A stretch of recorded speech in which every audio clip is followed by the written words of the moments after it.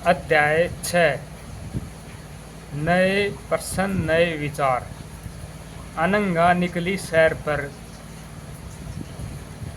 अनंगा आज पहली बार अपने विद्यालय की ओर से सैर पर जा रही थी। इसके लिए उसने देर रात पुणे, महाराष्ट्र से वाराणसी, उत्तर प्रदेश की ट्रेन पकड़ी। स्टेशन पर अनंगा को छोड़ने आई उसकी मां ने अध्यापिका से कहा, बच्चों को बुद्ध के बारे में बताने के साथ साथ उन्हें सारनाथ दिखाने भी ले जाइएगा। बुद्ध की कहानी। बौद्ध धर्म के संस्थापक सिद्धार्थ थे, जिन्होंने गौतम के नाम से भी जाना जाता है। उनका जन्म 2500 वर्ष पूर्व हुआ। यह वह समय था जब लोगों के जीवन में तेजी से परिवर्तन हो रहे थे। जैसा कि तुम अध्याय 5 में पढ़ा, महाजनपदों के कुछ राजा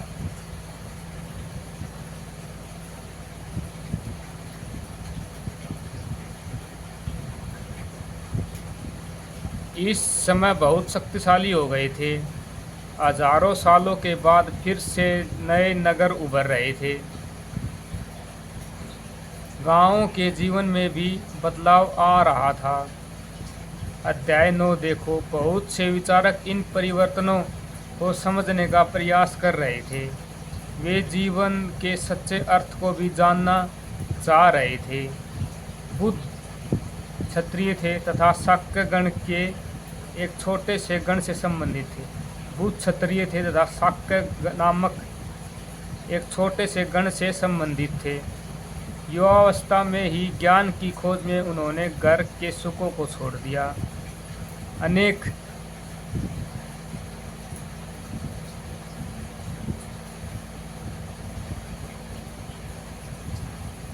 वर्षों तक भ्रमण करते रहे तथा अन्य विचारकों से मिलकर चर्चा करते रहे। अंत ज्ञान की प्राप्ति के लिए उन्हें स्वयं ही रास्ता ढूंढने का निश्चय किया। इसके लिए उन्होंने बोध गया बिहार में एक पीपल के नीचे कई दिनों तक तपस्या की। अंत उन्हें ज्ञान प्राप्त हुआ। इसके बाद से वे बुद्ध के रूप में जाने गए। यहाँ से वाराणसी के निकट स्थित सारनाथ गए, जहाँ उन्होंने पहली बार उपदेश दिया। महात्मा बुद्ध ने पहला उपदेश वाराणसी के निकट सारनाथ गए, यहाँ उन्होंने पहली बार उपदेश दिया।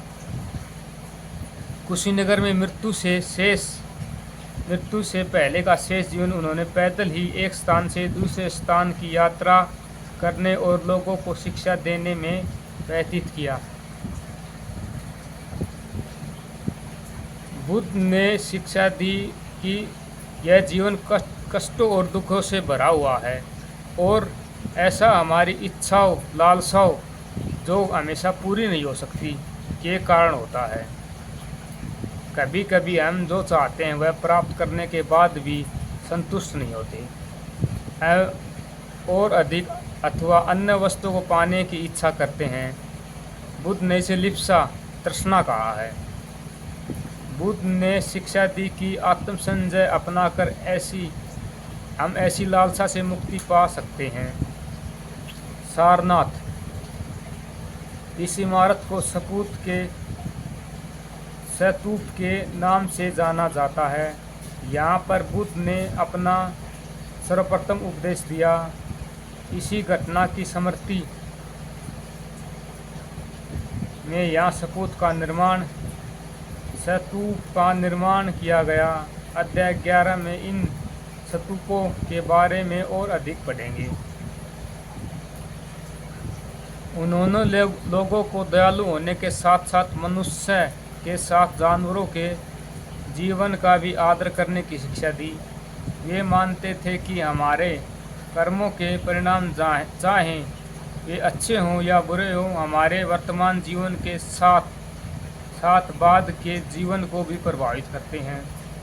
बुद्ध ने अपनी शिक्षा असामान्य लोगों की प्राकृत भाषा में दी थी। इससे सामान्य लोग भी उनके संदेश को समझ सके। बुद्ध ने अपनी शिक्षा प्राकृत भाषा में दी।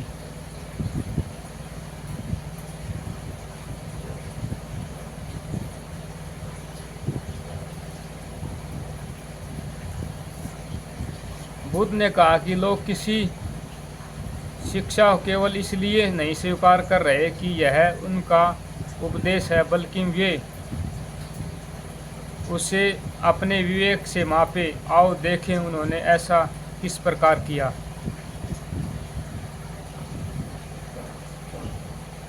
किस्सा गौतमी की कहानी। यह बुद्ध के विषय की एक प्रसिद्ध कहानी है। एक समय की बात है, किस्सा गौतमी नामक एक स्त्री का पुत्र मर गया। इस बात से वह इतनी दुखी हुई कि वह अपने बच्चे को गोद में लिए नगर की सड़कों पर घूम घूम कर लोगों से प्रार्थना करने लगी कि कोई उसके पुत्र को जीवित कर दे। एक भला व्यक्ति उसे बुद्ध के पास ले गया। बुद्ध ने कहा, मुझे एक मुट्ठी सरसों के बीज ला कर दो, मैं तुम्हारे पुत्र को जीवित कर दूंगा। किस्सा गौतमी बहुत प्रसन्न हुई, पर जैसे ही वह बीज लाने के लिए जाने लगी तभी बुद्ध ने उसे रोका और कहा, ये बीज एक ऐसे घर से मांग कर लाओ जहाँ किसी की मृत्यु न हुई हो।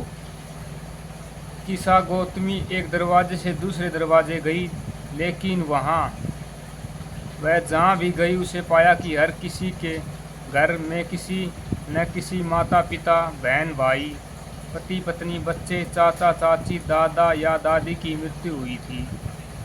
बुद्ध दुखी माँ को क्या शिक्षा देने का प्रयास कर रहे थे। उपनिषद। जिस समय बुद्ध उपदेश दे रहे थे उसी समय या उससे भी थोड़ा पहले दूसरे अन्य चिंतक भी कठिन प्रश्नों का उत्तर ढूंढने का प्रयास कर रहे थे। उनमें से कुछ मृत्यु के बाद के जीवन के बारे में जानना चाहते थे, जबकि अन्य यज्ञों की उपयोगिता के बारे में जानने को उत्सुक थे। इनमें से अधिकांश चिंतकों का यह मानना था कि इस विश्व में कुछ ऐसा है जो कि स्थायी है और जो मृत्यु के बाद ही बचा रहता है। उन्होंने इसका वर्णन आत्मा तथा बरा अथवा सार्वभौम आत्मा के रूप में किया। वे मानते थे कि अनंत आत्मा एक ही है।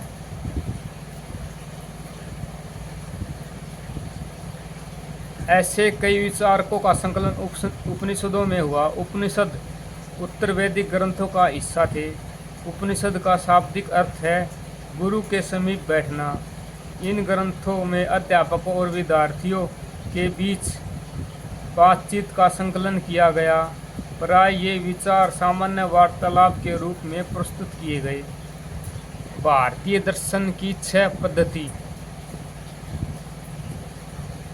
सदियों से भारत द्वारा सत्य की बौद्धिक खोज के प्रतिनिधित्व दर्शन की 6 शाखाएं में किया। ये वैशेषिक न्याय, सांख्य, योग, पूर्व मीमांसा, वेदांत या उत्तर मीमांसा के नाम से जाने जाते हैं। इन दर्शन की इन 6 पद्धतियों की स्थापना क्रमशः ऋषि कणद, गौतम, कपिल, पतंजलि, जैमिनी और व्यास द्वारा की गई मानी जाती हैं, जो आज भी देश में बौद्धिक चर्चा को दिशा देते हैं। जर्मन मूल के ब्रिटिश भारतीयविद फ्रेडरिक मैक्समुलर के अनुसार दर्शन की इन 6 शाखाओं का विकास कई पीढ़ियों के दौरान व्यक्तिगत विचारकों के योगदान से हुआ। यद्यपि ये एक दूसरे से भिन्न दिखते हैं, तथापि सत्य की इनकी समझ में आधारभूत तालमेल दिखता है। बुद्धिमान भिखारी। यह वार्तालाप छंदो उपनिषद नामक एक प्रसिद्ध उपनिषद की कहानी पर आधारित है। शौनक व अभिप्रभातारिणी नामक 2 ऋषि सार्वभौम आत्मा की उपासना करते थे। एक बार ज्यों वे भोजन करने के लिए बैठे, एक भिखारी आया। और भोजन मांगने लगा। शौनक ने कहा, हम तुम्हें कुछ नहीं दे सकते। भिखारी ने पूछा, विद्वाजन आप किसकी उपासना करते हैं? अभी प्रतारणी ने उत्तर दिया कि सार्वभौम आत्मा की। ओह, इसका मतलब आप यह जानते हैं कि यह सार्वभौम आत्मा संपूर्ण विश्व में विद्यमान है? ऋषि ने कहा, हाँ हाँ, हम यह जानते हैं। भिखारी ने पूछा, अगर यह सार्वभौम आत्मा संपूर्ण विश्व में विद्वान है तो यह मेरे अंदर भी विद्यमान है। मैं कौन हूँ? मैं इस विश्व का एक भाग ही तो हूँ। तुम सत्य बोलते हो युवा ब्राह्मण। इसलिए हे ऋषियों, मुझे भोजन न देकर आप उस सार्वभौम आत्मा को भोजन देने से मना कर रहे हैं। भिखारी की बात की सच्चाई जानकर ऋषियों ने उसे भोजन दे दिया। भिखारी ने भोजन पाने के लिए ऋषियों को किस तरह मनाया? इन चर्चाओं में भाग लेने वाले अधिकांश पुरुष ब्राह्मण और तथा राजा होते हैं। कभी कभी गार्गी जैसी स्त्री विचारकों का भी उल्लेख मिलता है। विद्वता के लिए प्रसिद्ध गार्गी राजदरबारों में होने वाले वाद विवाद में भाग लिया करती थी। निर्धन व्यक्ति इस तरह के वाद विवाद में बहुत कम ही हिस्सा लेते थे। इस तरह एक प्रसिद्ध उपवाद सत्यकाम जाबाल का है। सत्यकाम जाबाल का नाम उसकी दासी माँ के नाम पर पड़ा। सत्यकाम के मन में सत्य जानने की तीव्र जिज्ञासा उत्पन्न हुई। गौतम नाम के एक ब्राह्मण ने उन्हें अपने विद्यार्थी के रूप में स्वीकार किया तथा अपने समय के सर्वाधिक प्रसिद्ध विचारकों में से एक बन गए। उपनिषदों के कई विचारकों का विकास बाद में प्रसिद्ध विचार शंकराचार्य द्वारा किया गया, जिसके बारे में तुम कक्षा 7 में पढ़ोगी।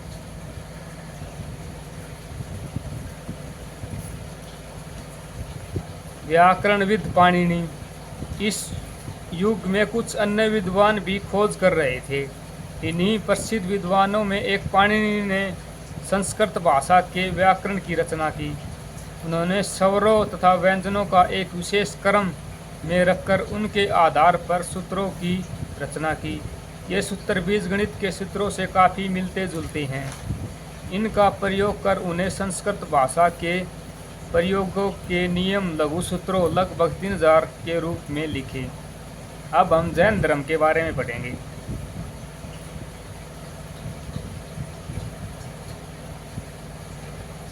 इसी युग के अर्थात लगभग 2500 वर्ष पूर्व जैन धर्म के 24वें तथा अंतिम तीर्थकर वर्धमान महावीर ने भी अपने विचारों का प्रसार किया।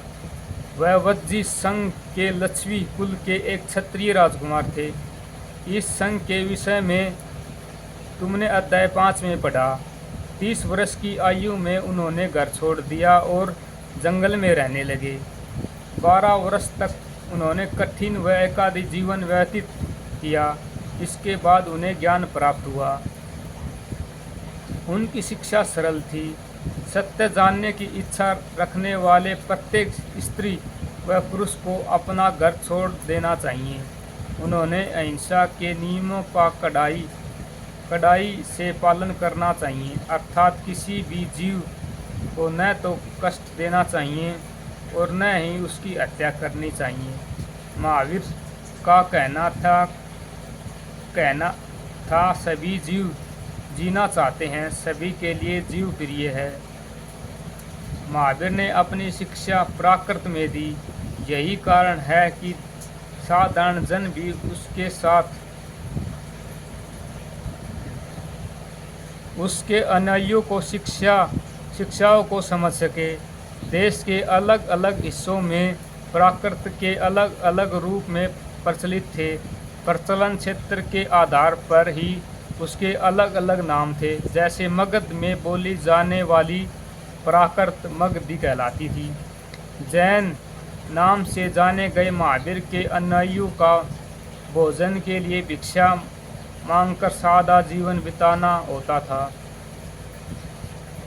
उन्होंने पूरी तरह से ईमानदार होना पड़ता था तथा चोरी न करने की उन्हें सख्त हिदायत थी।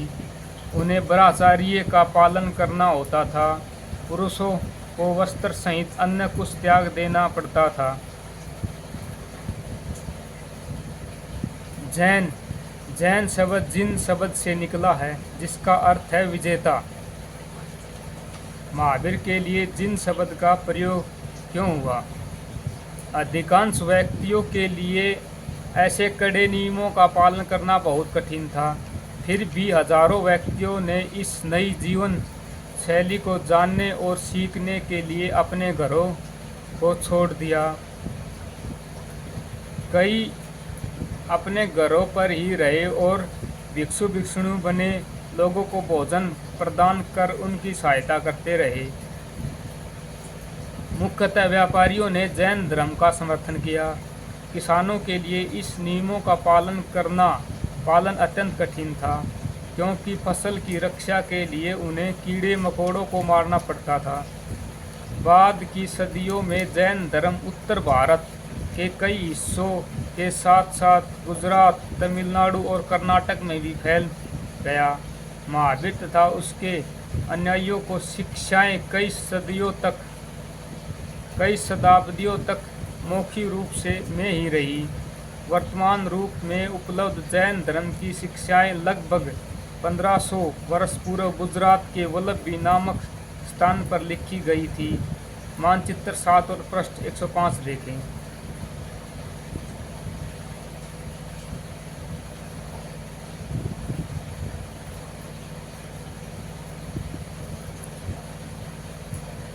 संघ महावीर तथा बौद्ध दोनों का ही मानना था कि घर त्याग करने पर ही सच्चे ज्ञान की प्राप्ति हो सकती है। ऐसे लोगों के लिए उन्होंने संघ नामक संगठन बनाए, जहां पर घर का त्याग करने वाले लोग एक साथ रह सके।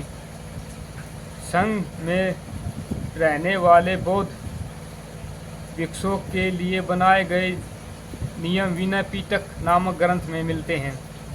संघ में रहने वाले बौद्ध भिक्षुओं के लिए बनाए गए नियम विनय पिटक नामक ग्रंथ में मिलते हैं। विनय पिटक से हमें पता चलता है कि संघ में पुरुषों और स्त्रियों का रहने के लिए अलग अलग व्यवस्था थी।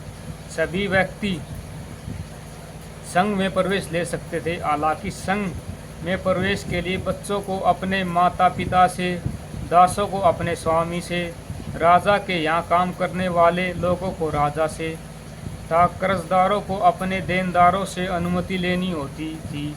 एक स्त्री को इसके लिए अपने पति की अनुमति लेनी होती थी।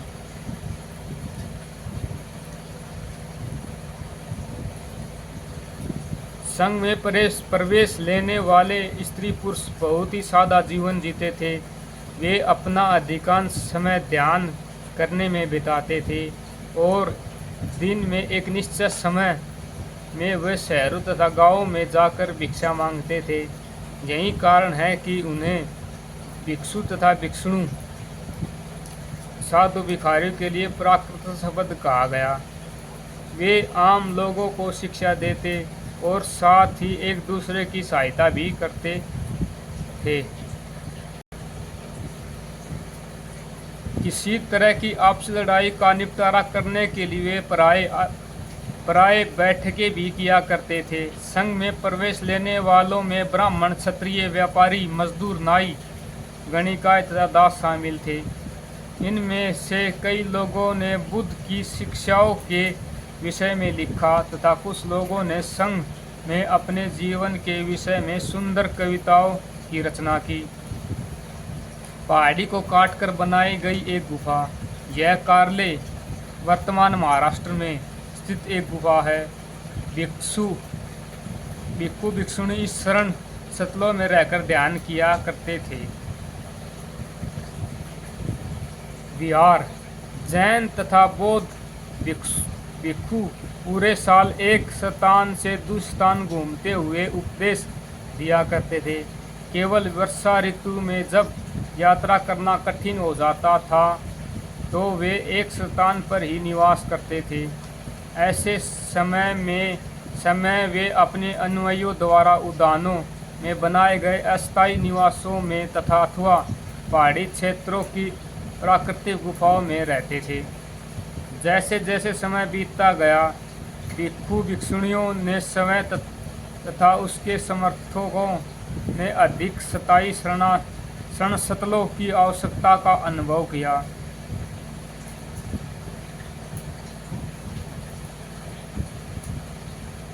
तब कई शरण स्थल बनाए गए जिन्हें विहार कहा गया।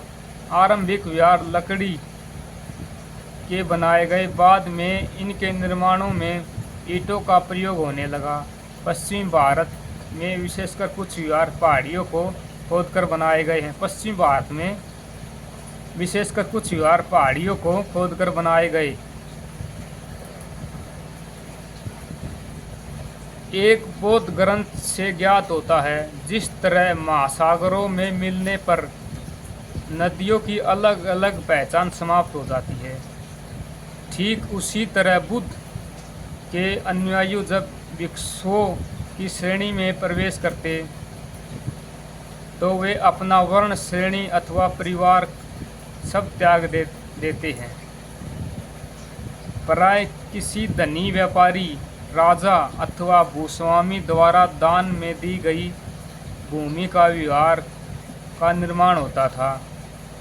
स्थायी व्यक्ति भिक्षु भिक्षुणियों के लिए भोजन, वस्त्र तथा दवाइयाँ लेकर आते थे, जिसके बदले वे भिक्षु भिक्षुणियों लोगों को शिक्षा देते। आगे आने वाली शताब्दियों में बौद्ध धर्म उपमहाद्वीप के विभिन्न हिस्सों के साथ साथ बाहरी क्षेत्रों में भी फैला गया। अध्याय 9 में तुम इसके बारे में और अधिक पढ़ोगे।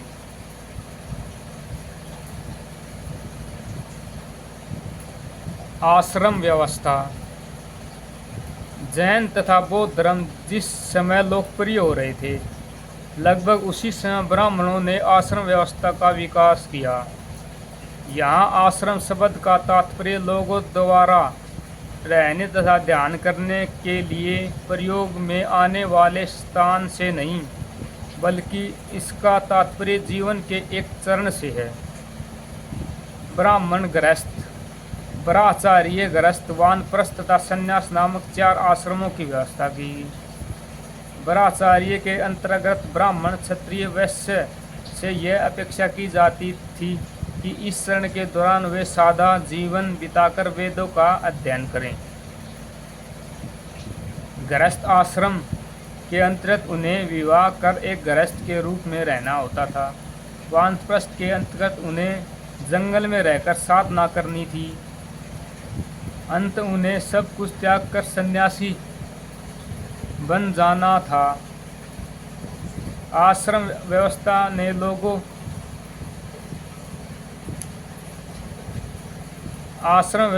लोगों को अपने जीवन का कुछ हिस्सा ध्यान में लगाने पर बल दिया। प्राय स्त्रियों को वेद पढ़ने की अनुमति नहीं थी और उन्हें अपने पतियों द्वारा पालन किए जाने वाले आश्रमों का अनुसरण करना होता था। संघ के जीवन से आश्रमों की यह व्यवस्था किस तरह भिन्न थी? यहाँ किन किन वर्णों का उल्लेख हुआ है? क्या सभी 4 वर्णों का यह आश्रम व्यवस्था अपनाने की अनुमति थी? अन्यत्र एटलस में ईरान ढूंढो। जरथुस्त्र एक ईरानी पैगंबर थे। उनकी शिक्षाओं का संकलन जैन अवेस्ता नामक ग्रंथ में मिलता है। जैन अवेस्ता की भाषा तथा इससे वर्णित रीति रिवाज वेदों की भाषा और रीति रिवाजों से काफ़ी मिलते जुलते हैं। जरथुस्त्र की मूल शिक्षा का सूत्र है सद्विचार, सद्वचन, सद्कार्य। हे ईश्वर, बल, सत्य प्रधानता, सद्विचार प्रदान कीजिए, जिसके जरिए हम शांति बना सकें। 1000 से अधिक वर्षों तक जरथुस्त्रवाद ईरान का एक प्रमुख धर्म रहा। बाद में कुछ जरथुस्त्रवादी ईरान से आकर गुजरात और महाराष्ट्र के तटीय नगरों में बस गए। वे लोग आज वे लोग ही आज के पारसियों के पूर्वज हैं। उपयोगी शब्द तृष्णा। उपयोगी शब्द तृष्णा हमारी इच्छाएं व लालसा जो कभी पूरी नहीं होती, तृष्णा कहलाती हैं। प्राकृत। महात्मा बुद्ध तथा महावीर स्वामी ने प्राकृत भाषा में अपने विचार प्रकट किए।